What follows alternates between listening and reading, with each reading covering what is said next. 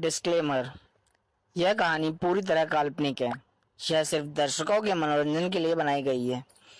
इसमें दर्शाए गए सभी पात्र, नाम, उत्पाद और घटनाएं पूरी तरह काल्पनिक है। यह कहानी किसी भी तरह से किसी भी व्यक्ति के भावनाओं, प्रथाओं, परंपराओं और विश्वासों का अपमान नहीं करती है और कहानी में बताए गए सभी चीजों का मात्र कहानी के लेखक द्वारा बनाई गई लेखक की अपनी एक कल्पना है। तो चलिए कहानी शुरू करते हैं। सुहाना ने हॉस्पिटल बेड उठने की कोशिश की, लेकिन उठते ही वह गिर गई और उसकी चीख निकल गई। आहा! तभी अंश रुक गया। जब तक उसका हाथ काफी ज्यादा घायल हो चुका था। उसके हाथ से खून बह रहा था। तभी अंश ने पीछे घूमकर जल्दी से देखा तो अनाया उसे जमीन पर दर्द से करहाते हुए दिखी। उसके पैरों से खून निकल रहा था। अंश उसके पास गया और उसे उसकी अपनी बाहों में उठाते हुए हॉस्पिटल बेड के पास ले जाने लगा। अनाया की नजर उसके उस हाथ पर थी जिससे खून निकल रहा था। तभी अंश ने अनाया को हॉस्पिटल बेड पर लेटा दिया। तभी अनाया ने तुरंत उसका हाथ पकड़ा और चेक करने लगी कि कितनी चोट लगी है। वह दिखने में इतना भयानक लग रहा था। तभी अंश ने अपना हाथ उसकी पकड़ से छुड़ा लिया और दरवाजे की तरफ जाने लगा। उसे अनाया पर बहुत गुस्सा आ रहा था। उसे डर था कि कहीं वह अनाया को कोई नुकसान न पहुंचा दे। उसके जाने के बाद अनाया अपना फेस घुटनों में छुपाकर जोर जोर से रोने लगी। वह इतनी जोर से रो रही थी कि उसकी आवाज वार्ड के बाहर तक जा रही थी और वहां पर पहले से ही दरवाजे के बाहर डॉक्टर और नर्स खड़े थे। लेकिन उनकी हिम्मत नहीं थी कि वह अंदर जा सके। अनाया का पूरा चेहरा लाल हो गया था और रोने की वजह से उसकी आंखें भी लाल हो गई थी। दूसरी तरफ अंश अस्पताल से निकलने के बाद एक बार क्लब के लिए निकल गया। सनशाइन बार क्लब। दो आदमी बार क्लब में बैठे हुए थे। एक आदमी पूरी तरीके से शराब के नशे में धुत था। तभी उस आदमी ने भी नशीली आवाज में कहा, क्यों? हाँ क्यों? वह मुझे पसंद नहीं करती। तभी उसके सामने बैठे आदमी ने कहा, क्या हुआ अंशु, इतने खराब मूड में क्यों है? क्या भाभी ने फिर से डिवोर्स की बात की? तभी अंश ने गुस्से से टेबल पर हाथ मारते हुए कहा, ऐसा भी मैंने क्या कर दिया कि उसे मुझसे डिवोर्स चाहिए? उसके सामने बैठे आदमी को डर लग रहा था। उसने कहा, अंश शांत हो जा। अंश ने जब तक एक और बोतल खत्म कर दी। उसे लगता है कि मेरा अफेयर उसे अनु के साथ चल रहा है। तभी उसके सामने बैठे आदमी ने कहा, लेकिन भाभी को ऐसा क्यों लगता है? तभी अंश ने फ्रस्ट्रेटेड होते हुए कहा, पता नहीं, बस वह मुझसे डिवोर्स लेने की जिद कर रही है। उसका दिमाग खराब हो गया है। तभी अंश ने गुस्से वाइन की बोतल को जमीन पर पटक दिया और वाइन की बोतल के टुकड़े टुकड़े हो गए। उनके आसपास बैठे लोगों की नजरें उन दोनों पर टिक गई। क्या उसे मुझसे डिवोर्स चाहिए? उसने अपनी नशीली और नशे में धुता आवाज में कहा। तब उसके बगल में बैठे आदमी ने कहा, अंश बस कर, तू बहुत पी चुका और वैसे भी तुझे बहुत नशा हो चुका है। कभी नहीं, मैं उसे डिवोर्स कभी नहीं दूंगा। मरने के बाद भी वह मिसेज सिंघानिया की ही आत्मा रहोगी। तभी अंश टेबल पर से खरक बात बढ़ने लगा। अनाया अनाया अनाया, वह बार बार अनाया का नाम गुदगुदा रहा था। उसके बगल में बैठे आदमी ने कहा, अंश घर चल, बहुत देर हो गई। तभी अंश ने मना करते हुए कहा, नहीं, मुझे कहीं नहीं जाना। तभी उस आदमी ने कहा, भाभी अभी भी अस्पताल में है, तू उनसे इस हालत में मिलेगा? तभी अंश ने अपना सिर उठाया और उस आदमी की तरफ देखा और धीरे से खड़ा हो गया और लड़खड़ाते हुए अपने कदम आगे बढ़ने लगा। तभी उस आदमी ने कहा, मैं तुझे घर छोड़ देता हूं, तू खुद ड्राइव नहीं कर सकता। वह आदमी अंश को लेकर सिंघानिया हाउस के लिए निकल गया। फिर उसने रजत को कॉल किया। उस आदमी ने रजत से फोन पर कहा, तुम सिंघानिया वे के पास आ जाओ। तभी रजत ने कहा, ओके सर। अभी रजत अपने घर पर था और बाथरूम से शावर लेकर बाहर ही आया था। उसने तो अभी तक अपने कपड़े भी नहीं पहने थे। तभी उसे फोन आ गया था। रजत ने जल्दी जल्दी अपने कपड़े पहने और सिंघानिया वे के लिए निकल गया। उसने देखा कि सुनसान जगह पर कार खड़ी है और उसमें दो आदमी बैठे उसका इंतजार कर रहे हैं। तभी उस कार में से एक आदमी बाहर आया। उसने अपने चेहरे पर मास्क लगाए हुआ था। तभी उसने कहा, अंश को लेकर सिंघानिया हाउस के अंदर जाओ। तभी रजत ने देखा कि उसका बॉस नशे में धुत कार में बैठा है। रजत ने अपना सिर हाँ में लाया और अपने बॉस की तरफ जाने लगा। उसने अपने बॉस को कार के अंदर बैठाया और ड्राइव करने लगा। रजत सिंघानिया हाउस की तरफ जा रहा था। उसने बैक मिरर से अपने बॉस की तरफ देखा। बॉस ने आज इतनी ड्रिंक कर ली। उसके बॉस का ज्यादा मूड खराब होता है, या वह बहुत ज्यादा स्ट्रेस में होता था तभी ड्रिंक करता है। वह थोड़ी देर में सिंघानिया हाउस पहुंच गए। रजत ने अपने बॉस को अंदर छोड़ और उसके बाद वह अपने घर के लिए निकल गया। अगली सुबह अनाया अभी भी हॉस्पिटल बेड पर सो रही थी। एक आदमी वार्ड के अंदर आया और हॉस्पिटल के पास बैठ गया। वो बस एक टक देखे जा रहा था। उसने अपना हाथ बढ़ाया उसे टच करने के लिए, लेकिन उसने अपना हाथ बीच में ही रोक लिया और जल्दी से पीछे ले लिया। उसे डर था कि वह कहीं उठ जाएगी। वह कुछ देर तक उसके पास ही बैठा रहा।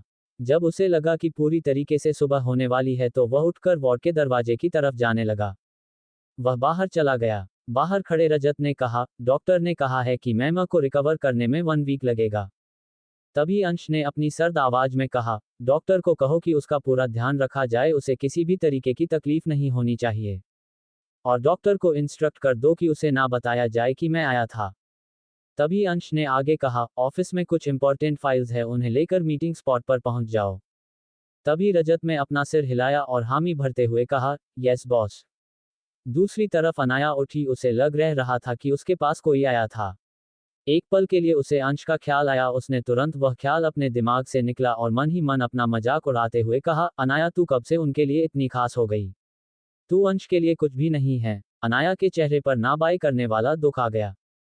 अब करीबन 1 हफ्ता बीत चुका था और आज अनाया का अस्पताल में आखिरी दिन था। कल उसे डिस्चार्ज मिलने वाला था। इस बीच उसे अरमान और आरती भी मिलने आए। लेकिन अंश उनकी उसे लड़ाई के बाद बिल्कुल भी उससे मिलने नहीं आया था और ना ही वह उसे देखने आया था। अनाया उदास थी और अंदर से दुखी भी। उसके दिल में एक निराश ने जगह ले ली। असल में अंश अनाया से रोज मिलने आता था। वह उसे रोज देखने आता था। लेकिन ये बात अनाया नहीं जानती थी, वह उससे मिलने उसके सोने के बाद आता था और उसके उठने से पहले चला जाता था।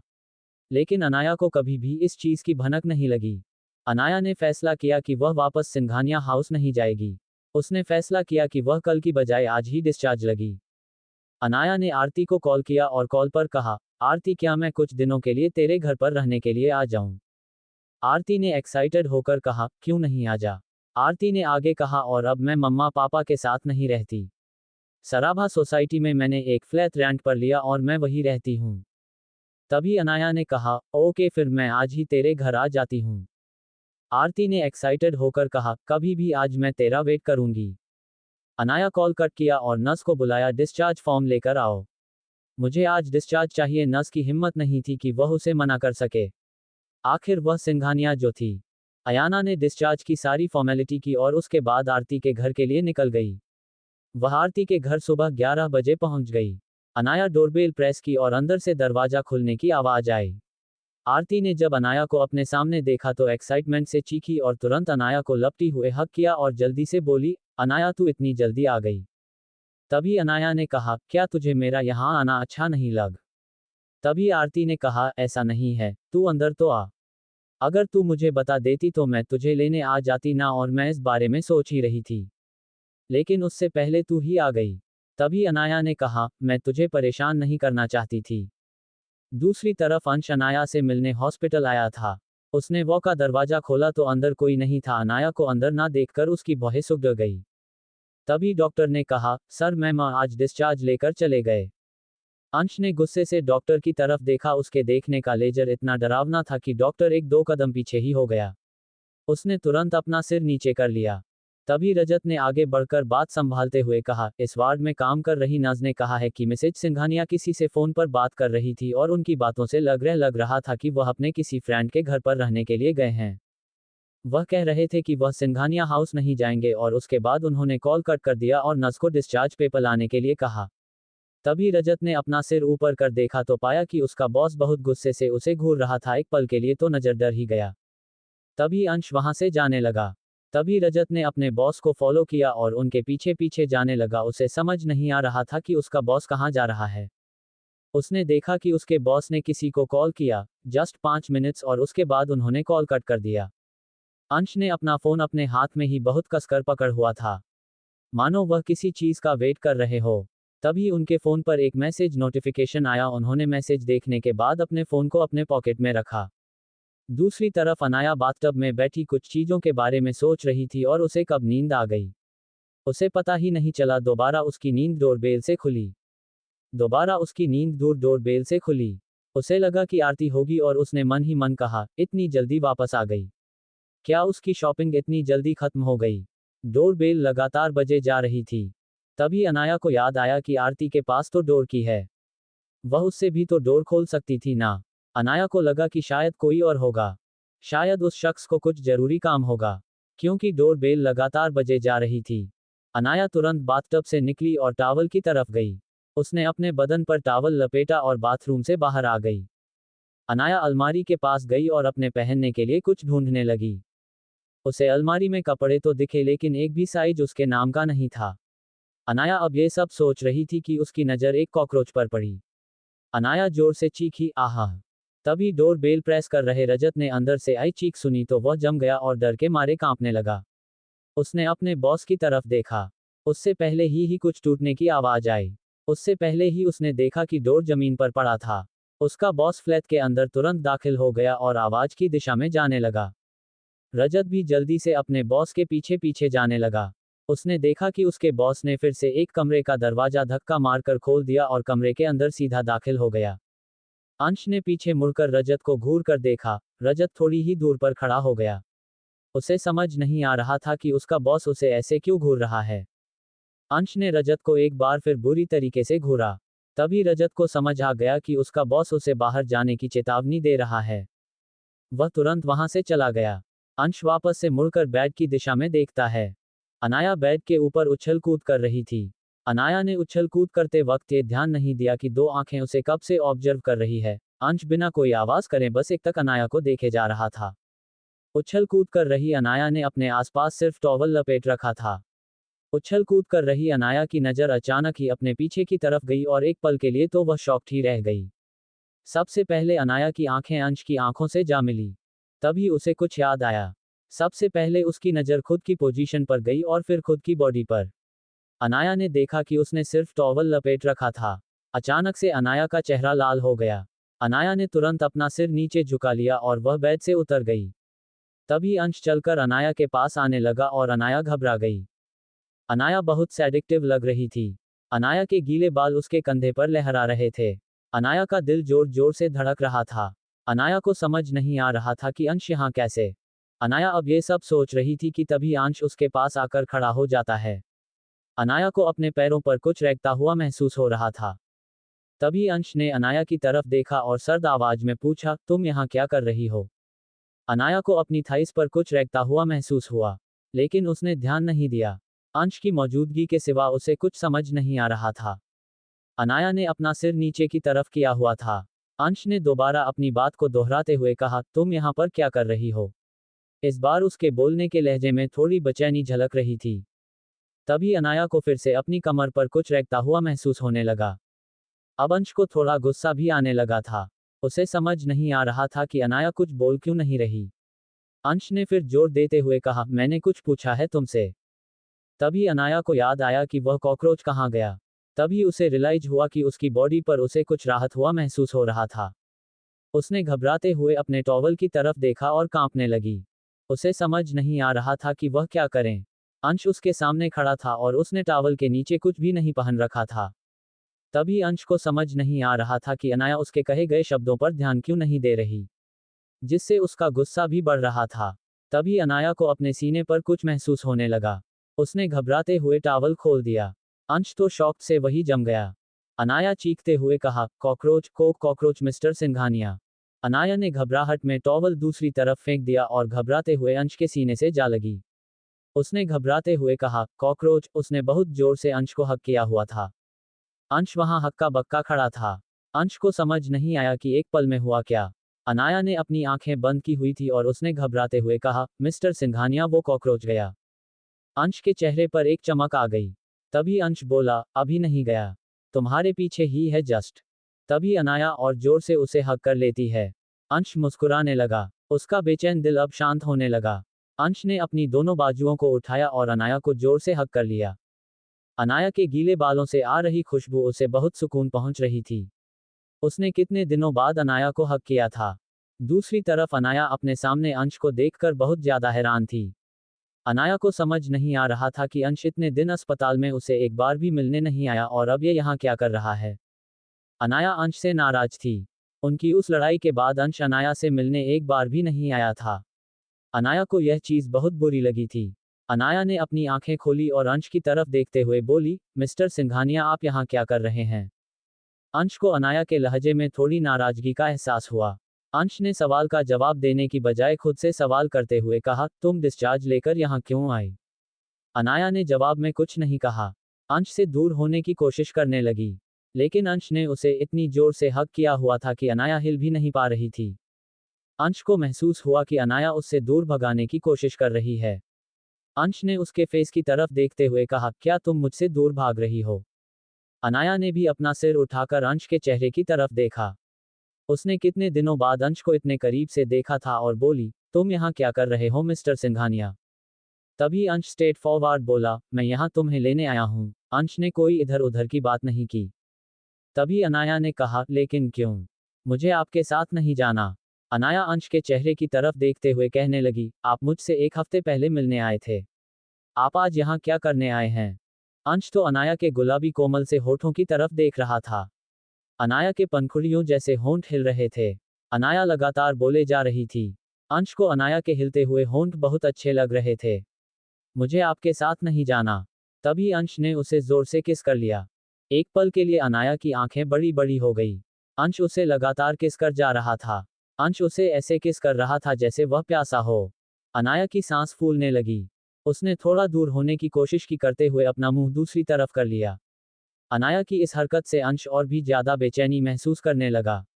अंश ने एक बार फिर अपने हाथों से अनाया की चिन को पकड़ा और उसका फेस ऊपर किया और उसके लाल हो चुके चेहरे को देखने लगा। अनाया बहुत ही खूबसूरत लग रही थी। अनाया को बहुत शर्म आ रही थी। अनाया अपनी आंखें अंश से नहीं मिला पा रही थी। अंश फिर उसे किस करने लगा। अनाया ने हड़बड़ाहट में अपनी आंखें बंद कर ली। अनाया को अपनी पीठ पर कुछ गर्म सा महसूस हुआ। अंश के हाथों की गर्मी उसे अपनी बैक पर फील हो रही थी। तभी अनाया को याद आया कि उसने कुछ भी पहना नहीं हुआ। अगर उसने अभी अंश को नहीं रोका तो वह कल दोपहर से पहले उठने लायक ही नहीं बचेगी। अनाया ने दोबारा स्ट्रगल किया और अंश से दूर होने की कोशिश की, लेकिन अंश ने उसे अपने और करीब खींच लिया। अनाया का चेहरा और भी ज्यादा लाल हो गया। अंश उसे छोड़ ही नहीं रहा था। अंश ने देखा कि अनाया ठीक से खड़ी नहीं हो पा रही। उसने अनाया को वॉल से लगा दिया और भी पैशनेट होकर किस करने लगा। अनाया अब चाह कर भी उसे रोक नहीं पा रही थी। अनाया ने अपना फेस साइड किया और सांस लेने लगी।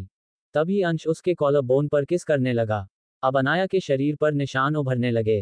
अंश अब बेकाबू होता जा रहा था। अंश अनाया की बॉडी पर किस कर रहा था। अनाया के मुंह से हल्की आह निकल गई। अंश था जो रुकने का नाम ही नहीं ले रहा था। तभी अंश रुक गया। अंश ने देखा कि अनाया की अपर बॉडी पूरी तरीके से लाल हो चुकी है। अंश को याद है कि आज ही अनाया को हॉस्पिटल से डिस्चार्ज मिला है। ऐसे में वह ये सब नहीं झेल पाएगी। अंश दोबारा सीधा खड़ा हो गया। अनाया की आंखें बंद थी। अनाया को महसूस हुआ कि कोई हरकत नहीं हो रही। उसने धीरे से अपनी आंखें खोली। अनाया ने देखा अंश जमीन पर पड़ा टॉवल उठा रहा है। अंश टॉवल लेकर उसके करीब आ रहा था। अंश ने अनाया को खींचा और टॉवल लेकर उसके आसपास लपेटने लगा। जब वह टॉवल को लपेट रहा था तो उसकी नजर उभरे हुए निशाने पर गई। अनाया ने अंश के फोरहेड पर कुछ पसीने की बूंदें देखी। वह समझ रही थी कि वह खुद को कंट्रोल कर रहा था। अंश ने अपनी नजरें दूर की और टॉवल लपेटने लगा। अनाया की नजर अंश की गर्दन पर थी जो पसीने से पूरी तरीके से भीग चुकी थी। वह जानती थी कि एक आदमी को खुद को कंट्रोल करना बहुत मुश्किल का काम था, लेकिन वह खुद को कंट्रोल क्यों कर रहा है? क्या उसे मेरी फिक्र है? ऐसा कैसे हो सकता है? उसे मेरी फिक्र क्यों होगी भला? भला मैं उसके लिए हूं कौन? ये यहाँ पर किस लिए आया है? उसने देखा कि अंश ने टॉवल लपेट दिया और अलमारी की तरफ देखा। फिर उसने किसी को कॉल किया। उसने कहा, कुछ लेडीज के कपड़े लेकर आ जाओ। अनाया उसके चेहरे को पढ़ने की कोशिश कर रही थी, लेकिन उसे कुछ समझ नहीं आ रहा था। अंश के फोन पर एक मैसेज का नोटिफिकेशन आया और वह तुरंत कमरे से बाहर चला गया। जब वह बाहर आया तो उसके हाथ में कुछ बैग थे। अंश ने वह बैग अनाया को दिए और बोला, जो और जल्दी से रेडी होकर आओ। अनाया ने वह बैग नहीं लिए। अनाया ने एक बार फिर कहा, जो और जल्दी से रेडी होकर आओ।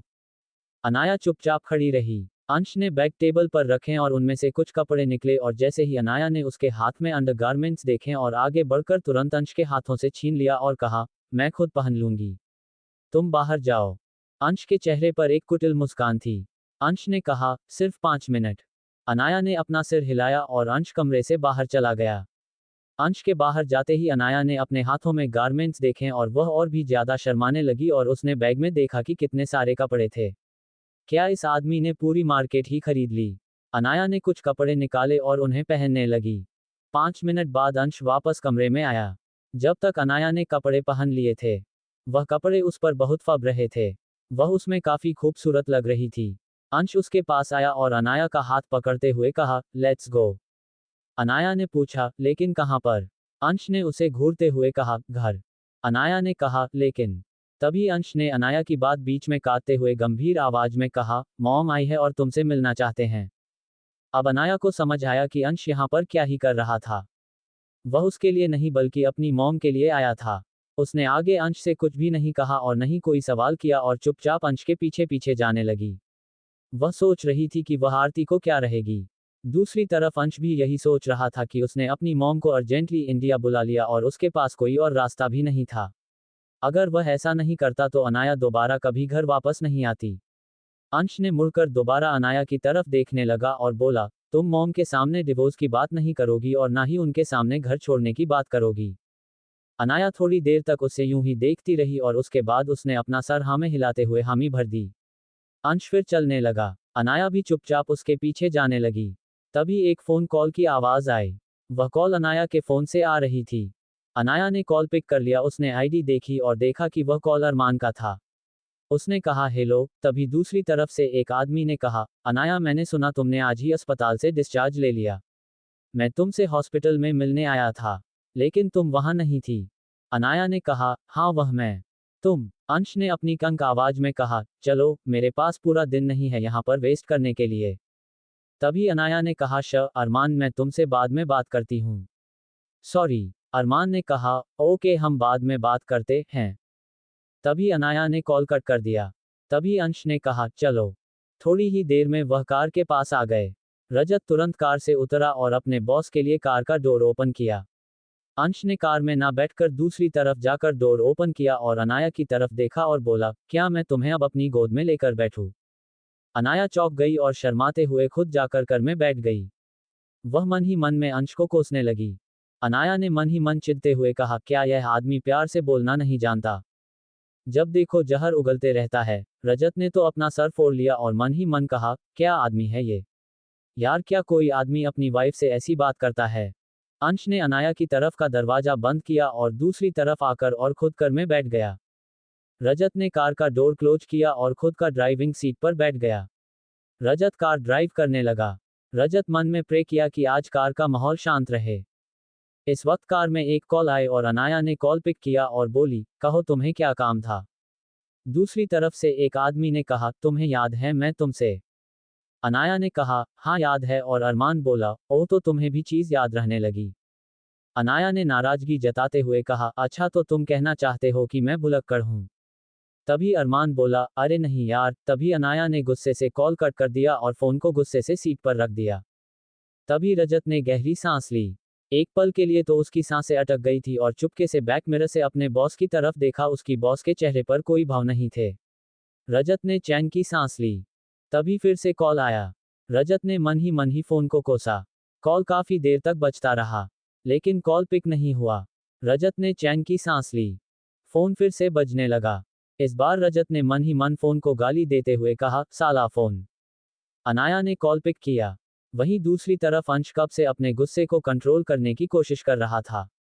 जब जब वह कॉलर आईडी पर बेस्टी लिखा देखता, मानो उसके तन बदन में आग से लग जाती। अंश कब से खुद को शांत दिखाने की कोशिश कर रहा था। तभी अनाया के फोन पर एक मैसेज नोटिफिकेशन आया। अनाया ने एक पलकों को सोचा और फिर फोन उठाकर मैसेज रीड करने लगी। जब वह मैसेज रीड कर रही थी तब अंश और ज्यादा बेचैन हो गया। उसे समझ नहीं आ रहा था कि मैसेज में ऐसा तो क्या ही है जिसे पढ़कर इतना मुस्कुरा रही है। अंश भी वह मैसेज पढ़ना चाहता था। तभी अंश ने देखा कि अनाया भी कुछ टाइप कर रही है। अंश ने देखा कि अनाया ने सेंड पर क्लिक किया और दूसरी तरफ से रिप्लाई भी आ गया। अनाया ने जैसे ही मैसेज रीड किया वह और ज्यादा मुस्कुराने लगी और दूसरी तरफ से दोबारा कॉल आ गया।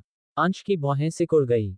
उसने कॉलर आईडी देखी, बेस्टी। उसे यह सोच सोच कर गुस्सा आ रहा था कि अनाया ने उसका नंबर मिस्टर सिंघानिया नाम से सेव किया था और अपने इस दोस्त का नंबर बेस्टी नेम से किया हुआ था। उसका तो मानो खून ही उबलने लगा। उसे ये सब बहुत बुरा लग रहा था। उसे ये तक बर्दाश्त नहीं था कि अनाया उसके सिवा किसी और से अपनी नाराजगी जाहिर करें। बेचारा रजत, उसके तो पसीने छूटने लगे। तभी अनाया ने कॉल पर किया और तुरंत दूसरी तरफ से आवाज आई, आखिरकार तुम मान ही गई। तो ठीक है, आज से 5 दिन बाद तैयार हो जाना, मैं तुम्हें खुद पिक कर लूंगा। अनाया ने कहा, ओके, मैं तैयार हो जाऊंगी। तभी अरमान बोला, सॉरी अनाया, मैं फोन रखता हूँ, मम्मा का कॉल आ रहा है। अनाया ने कहा, ओके। तभी कॉल कट हो जाता है। रजत ने चैन की सांस ली, फाइनली उसे राहत महसूस हो रही थी।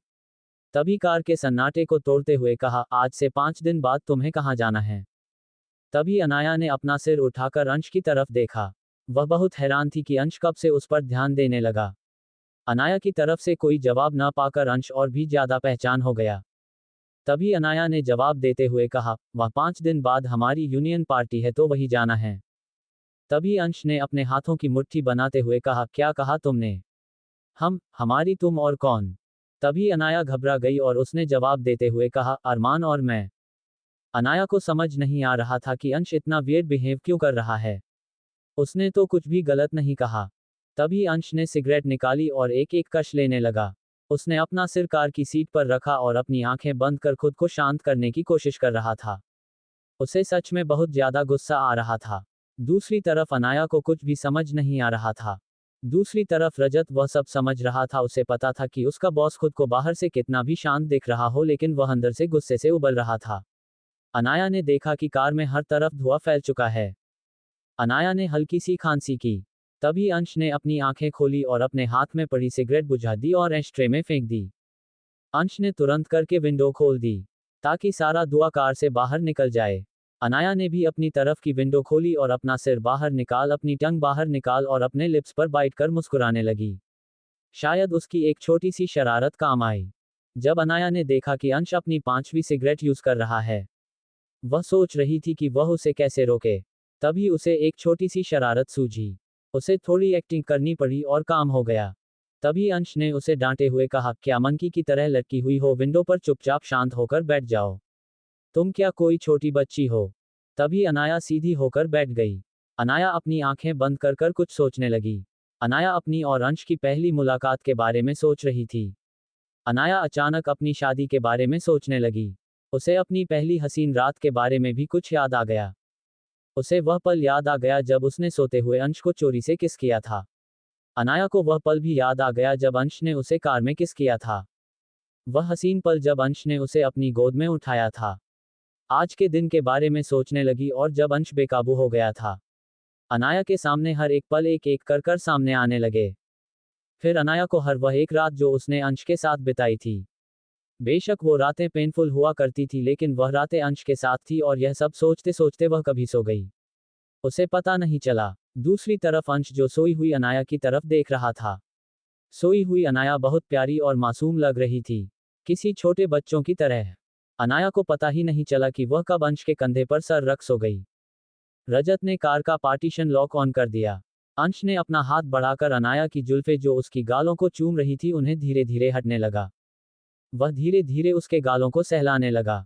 सोई हुई अनाया उसे बहुत प्यारी और अट्रैक्टिव लग रही थी। अंश ने अनाया को उठाने की कोशिश बिल्कुल भी ना की। अनाया की नींद जब दोबारा खुली तो वह कार में थी। उसने देखा कि वह किसी के ऊपर है। वह हड़बड़ाहट में उठ गई। तभी अंश की नींद खुल गई। तभी अंश ने कहा, तुम उठ गई? अनाया ने धीरे से कहा, हम। अनाया को महसूस हुआ कि वह अंश के ऊपर बैठी हुई है। अनाया को यह भी महसूस हुआ कि कार तो रुक चुकी है, यानी कि वह सिंघानिया विला पहुंच चुके हैं, फिर वह अभी तक कार से उतरे क्यों नहीं? तभी अनाया ने अंश से कहा, मिस्टर सिंघानिया उठिए, हम सिंघानिया विला पहुंच चुके हैं। अंश ने कहा, आई नो। फिर आपने मुझे उठाया क्यों नहीं? तुम सो रही थी और मैं कब सो गया मुझे पता नहीं चला। अनाया अंश के ऊपर से उठने की कोशिश करने लगी। अंश ने कहा, रुक जाओ वरना तुम्हें चोट लग जाएगी। अंश ने कहा, चुपचाप बैठी रहो। अनाया ने कहा, लेकिन आप कैसे उठेंगे? अंश एकदम उठकर बैठ गया। अनाया अभी भी उसके ऊपर ही बैठी थी। वो शॉक्ड हो गई। अनाया और अंश एक दूसरे के बेहद करीब थे। अनाया और अंश जिस पोजीशन में बैठे थे, अनाया ये सोच रही थी कि अगर किसी ने उन्हें इस पोजीशन में देख लिया तो वह क्या ही सोचेगा। अनाया को बहुत ज्यादा शर्म आ रही थी। अनाया जल्दी से उठने की कोशिश करने लगी। अनाया जल्द से जल्द कार से बाहर निकलना चाहती थी। अनाया जैसे ही निकलने लगी, अंश ने उसे अपने और करीब खींच लिया। अचानक से की गई अंश की इस हरकत से अनाया ने कसकर अंश को कंधों से पकड़ लिया।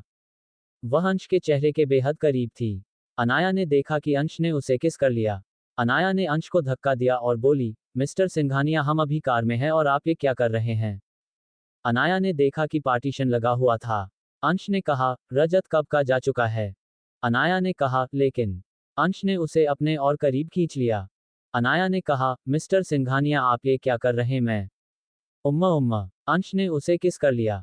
इस बार अंश ने उसे दूर नहीं होने दिया। अनायक ने भी इस बार दूर होने की कोशिश ना की।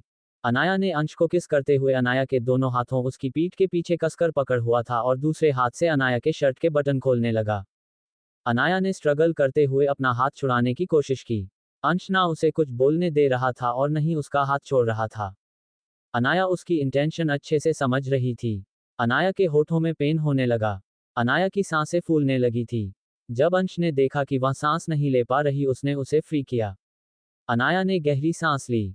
अंश उसकी नेक पर किस करने लगा। अनाया सोच रही थी कि वह अंश को कैसे ही रोके, तभी अंश ने उसकी कॉलर बोन पर चुंबन किया। अंश अनाया की इन्ह की तरफ बढ़ने लगा। जब अनाया ने देखा कि अंश उसके इन्ह की तरफ बढ़ रहा है, अनाया ने उसे रोकते हुए कहा, मिस्टर सिंघानिया, रुकिए, प्लीज रुकिए, मॉम हमारा वेट कर रहे होंगे। तभी अंश रुक गया। हमें घर के अंदर जाना चाहिए वरना वह आपकी फिक्र करने लगेगी। अनाया ये सब जल्दी जल्दी बोल रही थी। अंश पीछे हट गया और अनाया के हाथों को छोड़ दिया। अंश अनाया की शर्ट के बटन को बंद करने लगा। अनाया ने कहा, रहने दीजिए, मैं खुद लगा लूंगी। अनाया को बहुत ज्यादा शर्म आ रही थी। अनाया ने जल्दी जल्दी अपने बटन्स लगाए और उसके पैरों से दूर हो गई और कार का दरवाजा खोल बाहर निकल गई। मानो उसे डर था कि कहीं अंश फिर से उत्तेजित न हो जाए। अंश ने जो अनाया को भागते हुए देखा और उसके भागते हुए तरीके को देखकर मुस्कुराने लगा। असल में वह अनाया को थोड़ा परेशान करना चाहता था। अंश भी कार से बाहर आया और अनाया की पीछे पीछे जाने लगा। अंश और अनाया जब अंदर पहुंचे तो मैड्स उन लोगों का वेट कर रहे थे। मैड ने उन दोनों का स्वागत किया। अनाया की तो हिम्मत नहीं हो रही थी कि वह किसी से अपनी आंखें मिला सके। उसे समझ नहीं आ रहा था कि उसने ऐसा तो क्या ही कर दिया। तभी मेड नूरा ने कहा, सर आपकी मोम आपका वेट कर रहे हैं, और फिर मेड ने सुहाना की तरफ देखते हुए कहा, मिसेज सिंघानिया आपसे मिलना चाहते हैं। अनाया थोड़ा सहम गई, क्योंकि वह दोनों इतनी देर बाद घर वापस आए थे। जरूर उन दोनों को डांट पड़ेगी। अनाया लिविंग हॉल की तरफ जाने लगी। अंश भी उसके पीछे पीछे चल रहा था। अनाया ने जाना पहचाना चेहरा देखा। अनाया की सास का नाम रेशमा सिंघानिया था। वह एक हॉट पेशेंट थे। अंश अपनी मॉम की बहुत केयर करता था, इसलिए तो उसने उस जैसी लड़की से शादी की। रेशमा सिंघानिया सोफे पर बैठकर किताबें पढ़ रही थी। जब उन्होंने अपना सिर उठाकर अनाया को देखा तो कहा, अनाया तुम कहाँ थी और क्या कर रही थी? मेरे पास आओ, तुम इतनी दुबली क्यों हो गई? तभी अनाया ने ग्रीट करते हुए कहा, हेलो मम्मा, आप कैसे हो? रेशमा ने मुस्कुराते हुए कहा, आई एम फाइन, बिल्कुल ठीक हूँ मैं। रेशमा ने अनाया की तरह देखा, फिर अंश की तरफ देखते हुए बोली, अंश तुम अनाया का ध्यान ठीक से नहीं रखते क्या? तभी मैं कहूँ कि अनाया इतनी दुबली क्यों हो गई? तभी अनाया ने जल्दी से कहा, ऐसा नहीं है मम्मा। तभी रेशमा ने अनाया की बात बीच में काटते हुए कहा, तुम चुप रहो। मुझे पता है कि तुम अपने हस्बैंड का ही साइड लोगी। अंश ने कहा, मम्मा आप आ गए हो ना, आप इसका ध्यान खुद रखो। रेशमा ने मुस्कुराते हुए कहा, वह तो है, तुम तो किसी काम के हो नहीं। रेशमा ने अंश को डांटे हुए कहा, तू इतनी जल्दी घर क्यों आ गया? तुम्हें अनाया को लेकर कहीं घूमने जाना चाहिए था। तुम दोनों कितने अनरोमांटिक हो। तभी मैं कहूँ कि मुझे अभी तक अपना पोता क्यों नहीं मिला। अनाया अपनी सास की इतनी बोल्ड बातें सुनकर खास पड़ी। अनाया को लग रहा था कि घर देर से आने पर उन्हें डांट पड़ेगी। उसने जैसा सोचा था वैसा तो कुछ भी नहीं था। अनाया अपनी सास को हैरानी से देख रही थी। अचानक कुछ सोचकर उसकी आंखें नम हो गई। उसे अपनी पूरी जिंदगी में कभी माँ का प्यार नहीं मिला, ना ही माँ का एहसास। जब से उसकी शादी हुई थी उसकी सास उसे माँ जैसा प्यार करती थी। रेशमा ने जब अनाया की आंखों में आंसू देख तो घबराते हुए कहा, क्या हुआ अनाया, तुम रोने क्यों लगी? क्या तुम्हें मेरी कोई बात बुरी लग गई? अनाया ने अपना सिर ना में हिलाते हुए जल्दी से कहा, कुछ नहीं, बस ऐसे ही, आप इतनी अच्छी है ना इसलिए। रेशमा ने अनाया को गले लगाते हुए कहा, तुम ना बुद्धू हो, क्या भला कोई इसलिए भी रोता है? अनाया इमोशनल हो गई थी। दूसरी तरफ अंश अपनी बीवी और अपनी माँ को ध्यान से देख रहा था। उसे लग रहा था मानो वह कोई हड्डी हो जिसे निकाल कर फेंक दिया गया हो। अंश ने चिढ़ते हुए कहा, आप दोनों का हो गया हो तो डिनर कर ले, भूख लगी है। तभी अनाया ने और अंश की मम्मा ने उसकी तरफ देखा। रेशमा ने फिर अनाया की तरफ देखते हुए बोली, अनाया चलो डिनर करते हैं, काफी लेट हो गया है। अनाया ने अपना सिर हाँ में हिला दिया। अनाया ने मेड को ऑर्डर देते हुए कहा, डिनर की तैयारी करो। और फिर अनाया की तरफ देखते हुए बोली, जाओ जब तक तुम फ्रेश हो जाओ। अनाया ने अपना सिर मुस्कुराते हुए हाँ में हिलाया और बोली, ओके मम्मा। अनाया अपने कमरे की तरफ जाने लगी। उन दोनों ने फिर से उसे इग्नोर कर दिया। अंश भी अनाया के पीछे जाने लगा। अंश की मां ने उसे रोकते हुए कहा, रुको अंश, मुझे तुमसे कुछ बात करनी है। अंश रुक गया और अपने मां के पास आकर बैठ जाता है और कहता है, कहो मम्मा। रेशमा ने अंश से सवाल करते हुए कहा, तुमने मुझे इतनी अर्जेंटली क्यों बुलाया? अंश ने नॉर्मली जवाब देते हुए कहा, बस मुझे आपकी याद आ रही थी। सोचा कुछ दिन आप हमारे साथ रहने आ जाए। अंश की मां ने अपना सिर हाँ में हिला दिया। रेशमा ने मुस्कुराते हुए कहा, क्यों नहीं, मैं कुछ दिन तुम दोनों के साथ ही रहूंगी। तभी अंश ने कहा, अंश मुस्कुराने लगा। तभी अंश ने कहा, मम्मा मैं फ्रेश होकर आता हूँ। वह स्टडी रूम की तरफ चला गया। दूसरी तरफ अंश की मां को पता था कि उनका बेटा उनसे कुछ छुपाने की कोशिश कर रहा है। उन्होंने उसकी आंखों में उदासी देखी थी। अनाया अपने कमरे में शॉवर लेने चली गई। अनाया शावर लेकर जब बाहर आई, तब उसने देखा उसकी बॉडी पर कितने सारे निशान थे। उसने एक नाइट गाउन निकाला और उसे पहनने लगी। जब उसने नाइट गाउन पहन लिया, तब चेक करने लगी कि कोई निशान दिख तो नहीं रहा, वरना उसकी सासू मम्मा उसके बारे में क्या ही सोचेगी। जब उसने देखा कि सब कुछ ठीक है, अनाया कमरे से बाहर आए और सीढ़ियों से नीचे उतरने लगी। अनाया ने देखा कि डाइनिंग टेबल पर खाना सजाया जा चुका था। अनाया के नीचे आते ही रेशमा ने उसे देखते हुए कहा, अनाया बेटा तुम जल्दी आओ वरना खाना ठंडा हो जाएगा। अनाया डाइनिंग टेबल के पास आकर खड़ी हो गई। तभी रेशमा ने उसे कहा, sit down and have dinner. अंश भी आता ही होगा। अनाया और उसकी सास डिनर करने लगे। तभी रेशमा ने अनाया की तरफ देखते हुए पूछा, अनाया क्या तुम ऐसे नाइट गाउन पहनकर सोती हो? अनाया को समझ नहीं आ रहा था कि इससे उनका क्या मतलब था। रेशमा ने आगे कहा, इसमें तुम्हारी बॉडी बिल्कुल भी नहीं दिख रही। तभी मैं कहूं कि मुझे अभी तक अपना पोता क्यों नहीं मिला। अनाया की सास ने आगे कहा, तुम बहुत भोली हो, तुम्हें नहीं पता कि मर्दों को कैसे सिड्यूस किया जाता है। अपनी सास की बात सुनकर अनाया और ज्यादा शर्माने लगी। उसने अपना सिर नीचे कर लिया। अनाया के गाल पूरी तरीके से लाल हो चुके थे। अब वह क्या ही कहे कि उसने नेट गाउन क्यों पहना है। रेशमा ने आगे कहा, मैं तुम्हारे लिए कुछ कपड़े लेकर आऊंगी, तुम रात में पहन कर सो सको। तभी वहां पर अंश आ गया। अंश ने अपनी माँ की बातें सुन ली थी, लेकिन उसने ऐसा प्रिटेंड किया कि उसने कुछ भी नहीं सुना। वह चुपचाप जाकर चेयर पर बैठ गया और अपना डिनर करने लगा। तभी अंश की माँ ने अंश की तरफ देखते हुए कहा, अंश तुम अनाया को लेकर कहीं घूमने क्यों नहीं जाते? तुम दोनों साथ में थोड़ा टाइम स्पेंड कर लो। उन्होंने अंश से डायरेक्ट पूछा, अंश तुम मुझे पोता कब दोगे? अंश ने कहा, जल्द ही। तभी अनाया खांसने लगी। अंश ने उसे अपने पास किया। अंश ने पानी का गिलास लिया और एक बार में सारा पानी पी गई। रेशमा उन दोनों को मुस्कुराते हुए देखा और उसके बाद किसी ने कुछ नहीं कहा। चुपचाप डिनर करने के बाद तीनों अपने कमरे में चले गए। अनाया ये सोच रही थी कि क्या अंश आज कमरे में सोएंगे, लेकिन वह तो कभी कभी ही घर आया करते हैं। अनाया इसके बारे में ज्यादा नहीं सोचती हो, चुपचाप जाकर बेड पर लेट जाती है। तभी कमरे में अंश दाखिल हुआ। ऐसे नॉर्मल लोअर टी शर्ट पहन रखा था। अनाया ने दूसरी तरफ करवट बदली और सोने लगी। अंश बेड पर आकर बैठ गया और अनाया की बेक को घूरने लगा। अयान ने अपना फोन निकाल कर साइड टेबल पर रख दिया और अंश बेड पर लेट जाता है।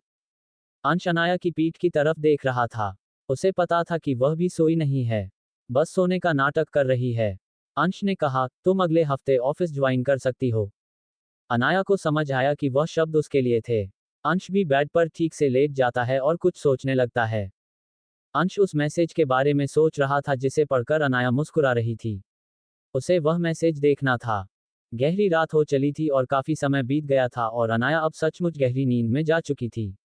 अंश अभी तक सोया नहीं था। अंश बेड से उठा और अनाया की तरफ से उसका फोन उठाकर साइड के सोफे पर जाकर बैठ गया।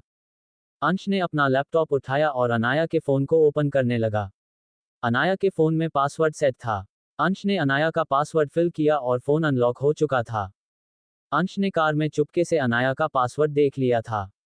अंश ने अनाया की सारी व्हाट्सएप चैटिंग अपने लैपटॉप में ट्रांसफर कर ली और अनाया का फोन चुपचाप जाकर उसकी जगह पर रख दिया और अपना लैपटॉप ओपन करते हुए मैसेज पढ़ने लगा।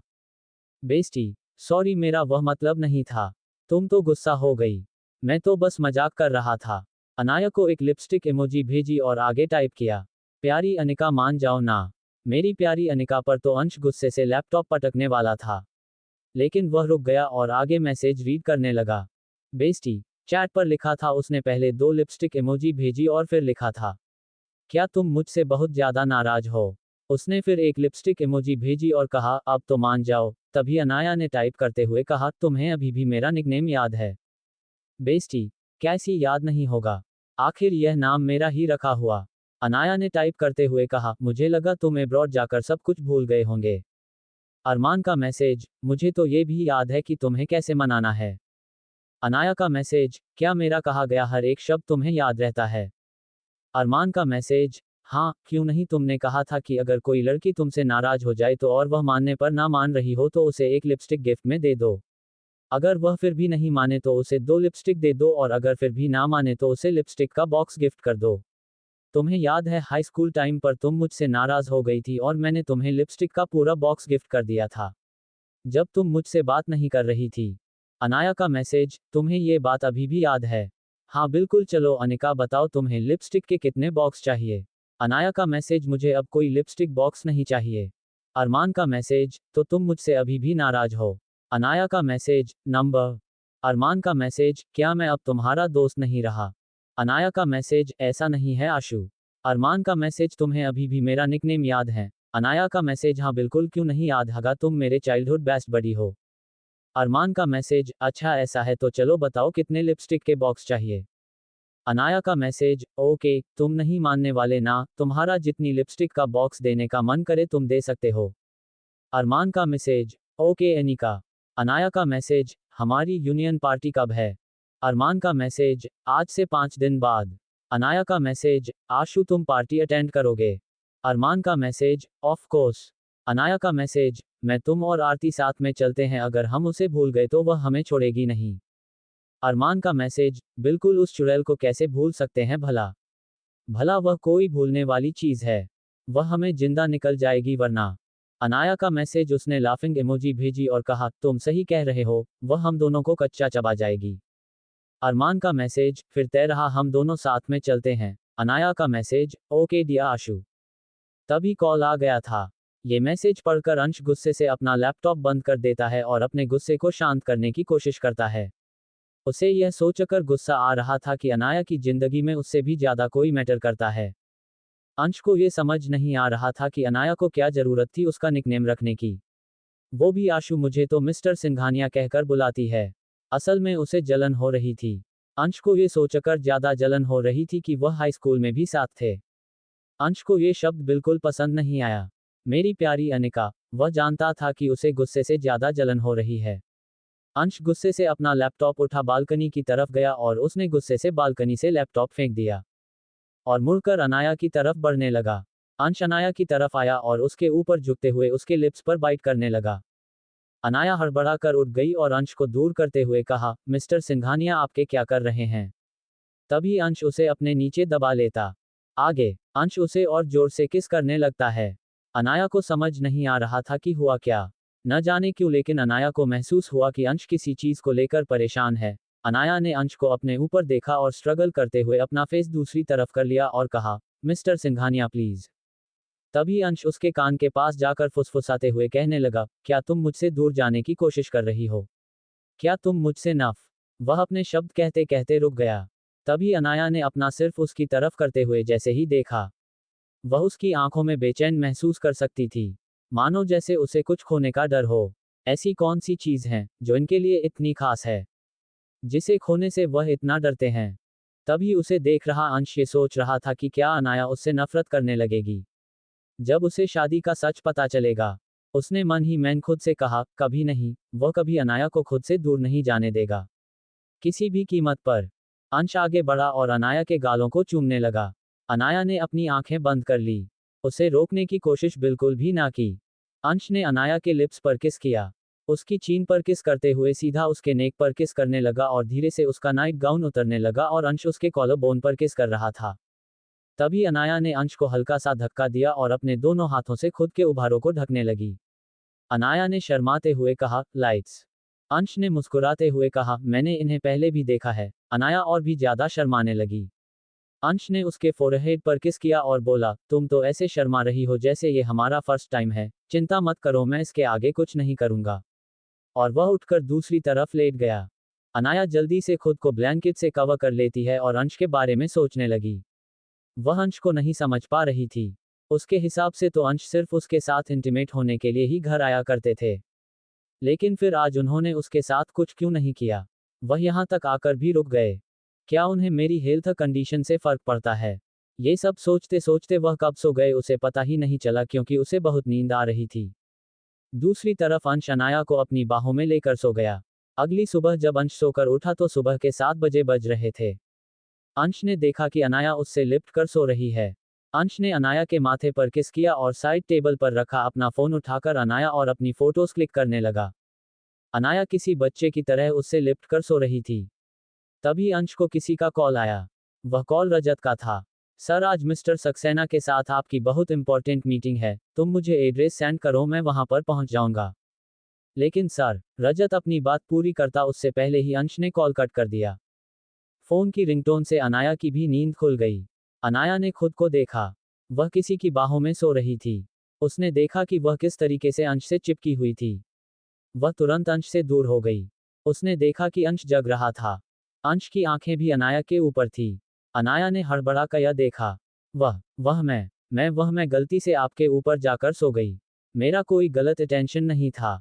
तभी अंश ने कहा, तुम मुझसे इतना डरती क्यों हो? तभी अनाया का फोन रिंग करने लगा।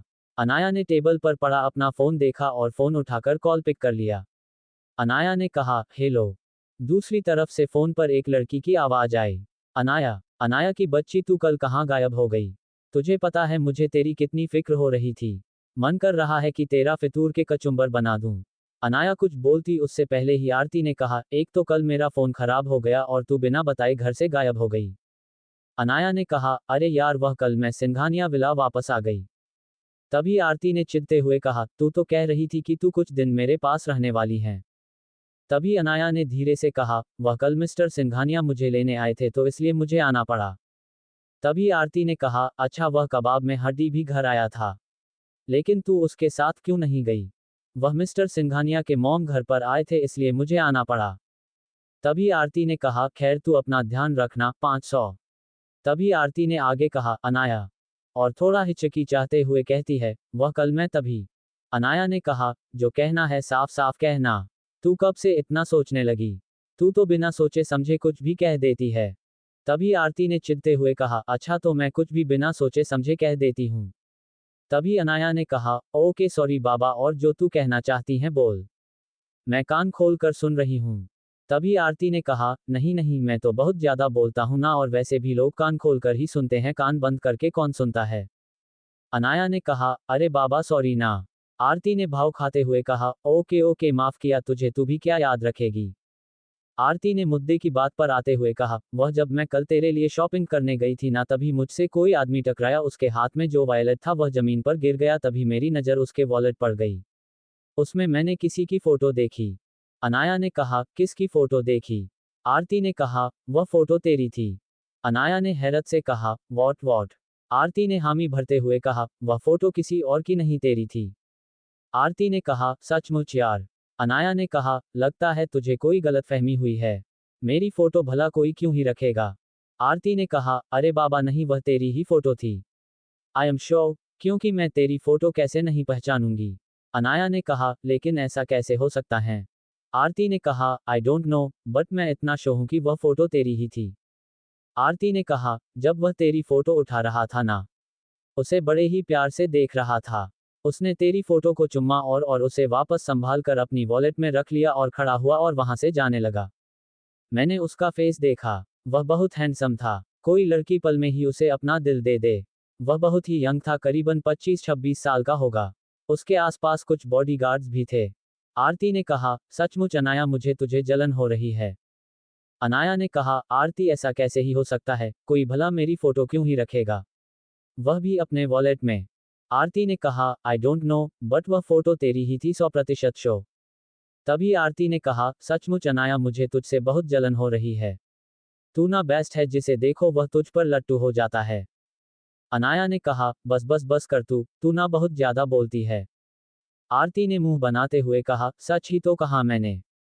तुझे याद है कॉलेज में वैलेंटाइन डे वाला दिन तेरे पास करीब 500 रोज और लव लेटर के बारे में तो पूछो ही मत, सीनियर हो जाए कि जूनियर सभी तेरे दीवाने थे। तभी अनाया ने कहा, अगर तूने बोलना बंद नहीं किया तो मैं जरूर फोन कट कर दूंगी। आरती ने कहा, नहीं नहीं ओके कुछ नहीं बोलूंगी। अनाया ने कहा, ये सब छोड़, तू मुझे ये बात कि तू रियूनियन पार्टी में आ रही है।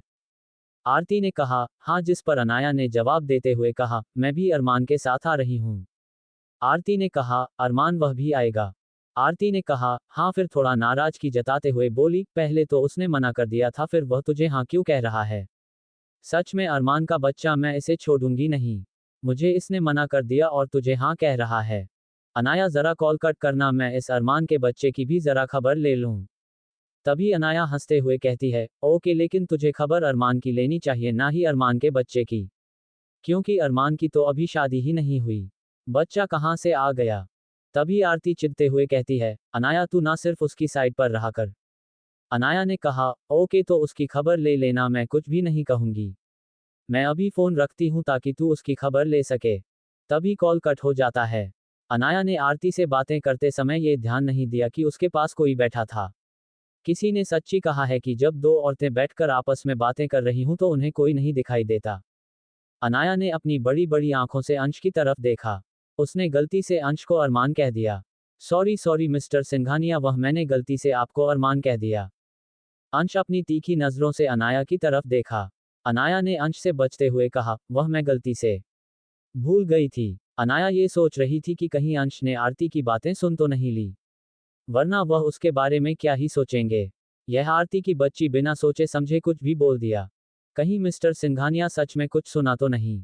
अनाया ने अपने मन ही मन में कहा, ऑफ कोर्स सुना तो जरूर होगा, वरना वह मुझे ऐसे नहीं घूरते। अनाया को ऐसा लग रहा था मानो उसने ने अपने हस्बैंड को धोखा दिया हो। अनाया को न जाने क्यों थोड़ा गिल्टी से महसूस हो रहा था। अयान ने दांत पीसते हुए कहा, सचमुच मैं इस आरती की बच्ची को बिल्कुल नहीं छोड़ूंगी। अगर मैं यहां से बच के निकल गई तो इस आरती से चुन चुन कर बदले लूंगी। तभी अंश अनाया पर झपटा।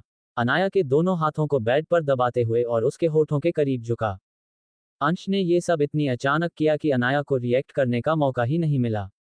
तभी अंश ने अनाया को वॉर्न करते हुए लहजे में पूछा, ध्यान से देखो कौन हूं मैं। तभी अनाया ने घबराते हुए कहा, वह मैं गलती। तभी अंश ने उसकी बिट बीच में काटते हुए कहा, गलती? अच्छा, तो वह तुम्हारे लिए इतना खास है कि हर जगह सिर्फ तुम्हें वही दिखता है? अनाया ने कहा। हाँ, हड़बड़ाहट में अनाया की जुबान फिसल गई। अनाया ने जल्दी से कहा, नहीं नहीं। अनाया घबराहट में कुछ भी बोले जा रही थी। उसे खुद भी कुछ समझ नहीं आ रहा था। अनाया का दिल जोरों से धड़क रहा था। अनाया ने अपना फेस दूसरी साइड करते हुए कहा, ऐसा कुछ नहीं है जैसा आप सोच रहे हैं। वह बस मैं भूल गई थी कि आप यहाँ पर हैं। तभी अंश ने चिढ़ते हुए कहा, ओह, मैं तुम्हारे लिए इतना गैर जरूरी हूं, तुम मुझे भूल गई। अनाया ने जल्दी से कहा, मैंने ऐसा तो नहीं कहा मिस्टर सिंघानिया, उम्मा उम्मा, आप मुझे गलत उम्मा उम्मा। अंश अनाया को जोर लगाकर किस कर रहा था, मानव उसे खुद में समा लेना चाहता हो। अनाया ने खुद को छुड़ाने की कोशिश की, लेकिन हर बार की तरह वह नाकामयाबी रही। तभी अनाया ने अपना मुंह दूसरी तरफ करते हुए कहा, उम्मा ममम मिस्टर सिंघानिया, ममम उम्मा। अंश का किस और ज्यादा एंट्रेंस होता जा रहा था। उसने अनाया का गाउन पूरी तरीके से उतार दिया, उसकी बॉडी को पूरी तरीके से अपने काबू में ले लिया और उसके गालों पर बाइट करने लगा। आह, वह चाहता था कि उसके प्यार की निशानियां सबको दिखाई दें। उसने अनाया के उभारों को चूमना शुरू कर दिया। अनाया करहा उठी, आह उम्मा। तभी अंश फिर उसके लिप्स पर किस करने लगा। तभी दरवाजे पर किसी की दस्तक हुई। तभी उनके दरवाजे पर नॉक हुआ। अंश ने तब भी उसे नहीं छोड़ा। नॉक नॉक की आवाज फिर से आई। तभी अनाया ने स्ट्रगल करते हुए अंश को धक्का देने की कोशिश की, लेकिन अंश उसे छोड़ नहीं रहा था। अनाया ने एक बार फिर अंश को धक्का दिया। अपनी हौफती हुई सांसों को कंट्रोल करते हुए बोली, कहो कौन है। तभी एक औरत की आवाज आई। तुम दोनों उठ गए। वह आवाज रेशम की थी। हाँ मम्मा, अयाना ने जल्दी से कहा। रेशमा ने हिचकिचाते हुए कहा, तुम दोनों कुछ कर तो नहीं रहे थे? मैंने डिस्टर्ब तो नहीं किया? अनाया के गाल लाल हो गए। अनाया ने जल्दी से कहा, नो मैम। अंश ने उसे घूर कर देखा। अनाया ने आगे कहा, क्या आपको कोई काम था? रेशमा ने कहा, काफी वक्त हो गया था, तुम दोनों नीचे नहीं आए। तभी रेशमा ने आगे कहा, अंश उठ गया। हाँ मम्मा, वह उठ गए। मैं बस अभी 5 मिनट में नीचे आता हूँ। तभी अंश ने कहा, हाँ मम्मा, हम बस अभी 1 घंटे में नीचे आते हैं। अंश के ये शब्द सुनते ही अनाया के कान खड़े हो गए, मानो उसे कोई सदमा सा लग गया हो। उसने अपने मन ही मन कहा, 1 घंटा? वह अभी से ही अपने पैरों को सुनसा महसूस कर पा रही थी।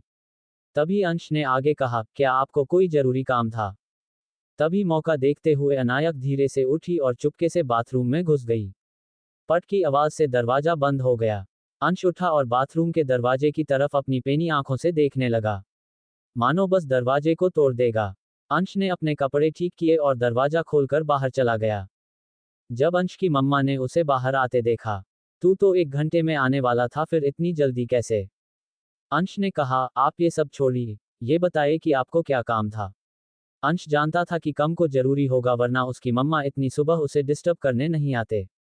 हाँ, वह किसी लेना का कॉल आया था, वह तुझे कुछ अर्जेंट बात करना चाहती थी।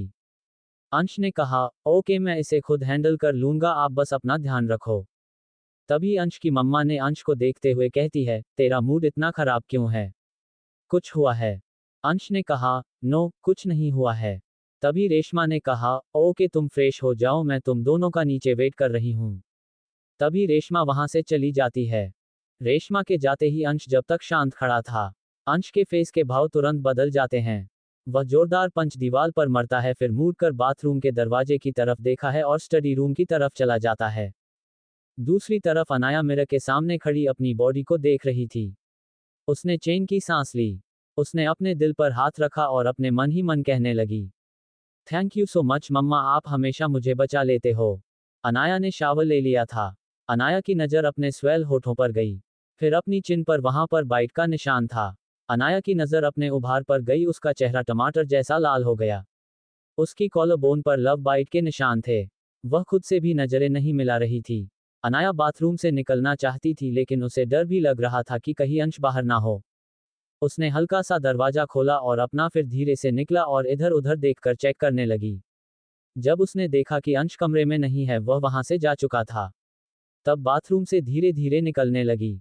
जब उसने शो कर लिया कि अंश कमरे में सचमुच नहीं है, वह जल्दी से अपने लगेज की तरफ गई और उतनी फुर्ती से अपने कपड़े निकालकर पहनने लगी।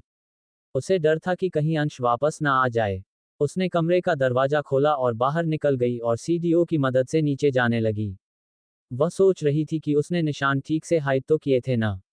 आज अनाया हल्का सा मेकअप किया था, ताकि वह बाइट मार्क्स को हाइड कर सके। नाया ने देखा कि डाइनिंग टेबल पर मम्मा और मिस्टर सिंघानिया बैठे थे। वह चुपचाप जाकर अपनी सास के साइड की चेयर निकलती है और वहां पर बैठ जाती है। उसने एक नज़र अंश की तरफ देखा। इस समय अंश ने भी उसी की तरफ देखा। अनाया ने अपना सिर नीचे कर लिया। उसे लगा कि उसका दिल मुंह में आ गया। रेशमा ने मुस्कुराते हुए अनाया को देखा और पूछा, तुम आ गई अनाया?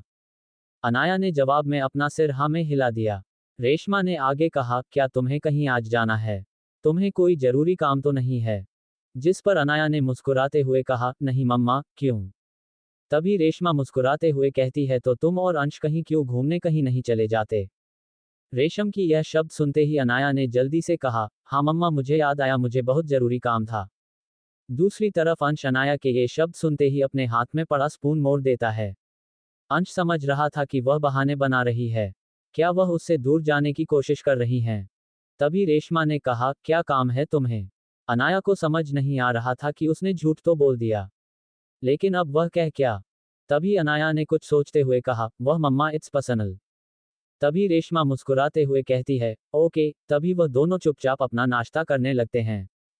अनाया ने इस बीच अंश की तरफ बिल्कुल नहीं देखा, जैसे वह वहां था ही नहीं। अनाया ने इस बीच अंश की तरफ बिल्कुल नहीं देखा। अंश ने मन ही मन चिढ़ते हुए कहा, ये औरत मुझसे दूर जाने की कोशिश ही नहीं कर रही, बल्कि यह मुझे अवॉइड कर रही है। अंश अपनी जगह से खड़ा हुआ और अनाया को देखते हुए कहने लगा, मुझे तुमसे कुछ जरूरी बात करनी है। अनाया का हाथ हल्का सा कांप गया। अनाया ने अपना सिर उठाकर अंश की तरफ नहीं देखा और अपनी सास की तरफ देखते हुए कहा, मम्मा, वह मुझे अभी ही निकलना होगा, कुछ अर्जेंट है।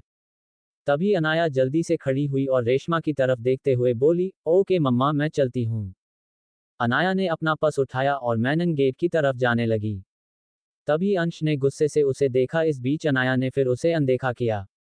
तभी अंश ने आगे बढ़कर अनाया का हाथ पकड़ लिया और कहने लगा, मैंने कुछ कहा तुमसे, मुझे तुमसे कुछ जरूरी बात करनी है, अयान ने गहराई से कहा, जैसे उसके लहजे में चेतावनी होगा। अंश के हाथ पकड़ते ही मानो अनाया काम सी गई। अनाया ने बिना पीछे मुड़े कहा, मिस्टर सिंघानिया प्लीज, मुझे कुछ जरूरी, मैं आपसे बाद में बात करती हूँ। अभी मेरे पास बिल्कुल वक्त नहीं है।